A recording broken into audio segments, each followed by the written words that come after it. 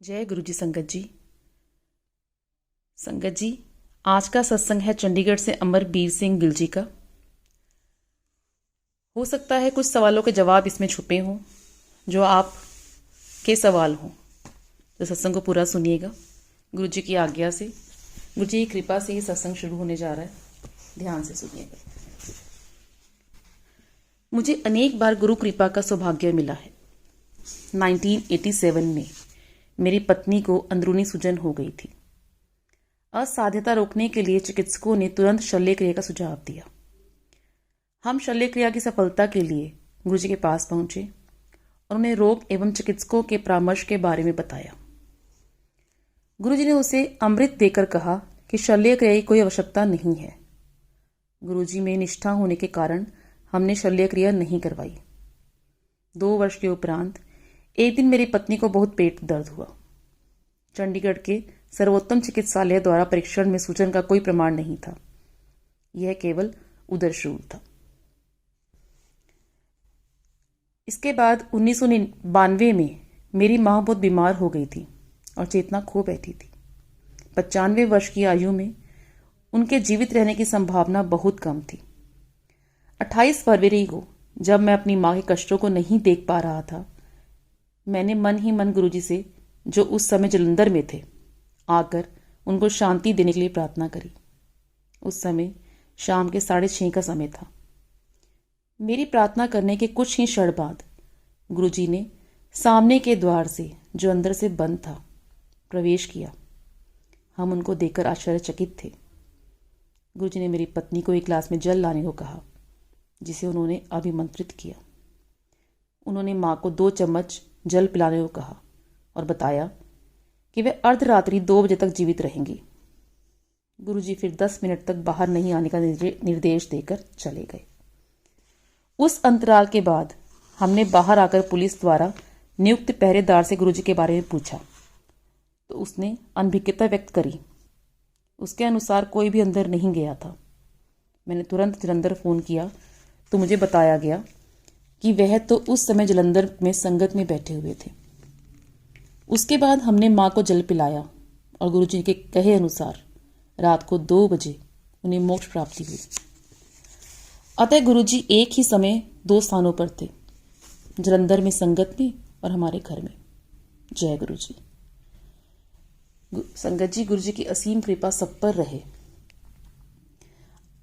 अब शिव दर्शन। मेरी पुत्री भी गुरु जी की भक्त है। 1998 में गुरु जी चंडीगढ़ के सेक्टर 33 में रहते थे। जब मेरी बेटी गुरु जी से प्रार्थना करती थी, तब वह शिव दर्शन की कामना करती थी। एक दिन प्रातः उठने पर अपने कक्ष में गुरु जी के सब चित्र शिव रूप में परिवर्तित हुए देख कर वह चकित रह गई। अतिथि कक्ष में प्रवेश करने पर उसने कालीन पर शिव को गुरु जी के चित्र के निकट बैठे हुए देखा। उस समय उसने हमें दर्शन के बारे में हमें कुछ नहीं बताया। संध्या को हम गुरु जी के दर्शन के लिए गए। गुरु जी के निकट जाने पर उसे गुरु जी की मुखाकृति के चारों ओर अद्वितीय प्रकाश दिखाई दिया और वह उसकी प्रबलता सहन नहीं कर पाई। यह देखकर वह मंत्र मुक्त हो गई और जोर जोर से रोने लगी। उसने गुरु जी में शिव का अनुभव किया था।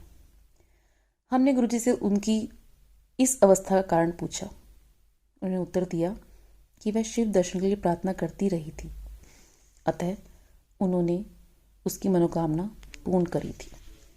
जय गुरु जी। 28 अप्रैल 1998 को स्नान कक्ष में गिरने के कारण मेरी 3 पसलियां टूट गई। मुझे चिकित्सालय में प्रवेश करवाया गया। माफ़ कीजिएगा। 15 मई को मुझे लखनऊ के पीजीआई में भेजा गया। प्रश्रव्य चित्रण और ईसीजी परीक्षण के परिणामों से मेरे हृदय को क्षति होने का प्रमाण सामने आया। हृदय पर छाया बनी हुई थी।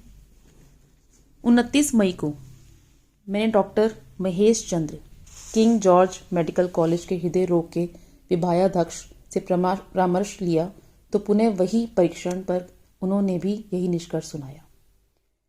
2 जून को मैं गुरुजी के दर्शन हेतु दिल्ली आया। मैंने उनको चिकित्सकों के निर्णय से अवगत किया तो उन्होंने 1 गिलास जल मंगाकर मुझे अपनी कमीज के बटन खोलने को कहा।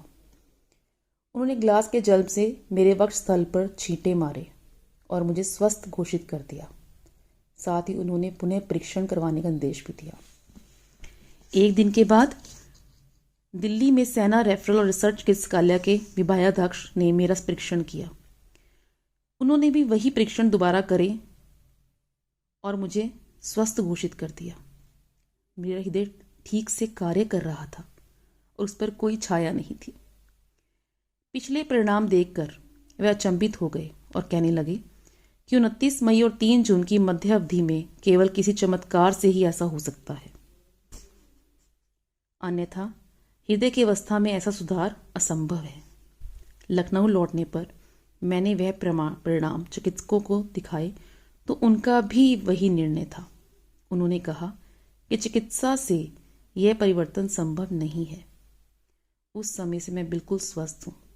ऐसे हैं गुरु जी की दिव्य शक्ति। संगत जी, अगर हम गुरु जी को मानते हैं तो उनकी दिव्य शक्ति हम पर ज़रूर रहती है और वो हम पर ज़रूर कृपा करते हैं। बहुत से सवालों के जवाब जो हैं वो इसी सत्संग में कई लोगों को मिल गए होंगे। संगत जी, मैं डिस्क्रिप्शन में एक नंबर डालूंगी। अगर कोई भी अपना सत्संग शेयर करना चाहता है, वीडियो के थ्रू या ऑडियो के थ्रू या लिखित रूप से, वो कर सकता है ताकि उनका सत्संग ज़रूर शेयर हो। जब हम सत्संग सुनाते हैं या सुनते हैं, दोनों में ही कृपा है, सिर्फ गुरु जी की कृपा। जय गुरु जी, जय गुरु जी, शुक्राना गुरु जी, शुक्राना गुरु जी, जय गुरु।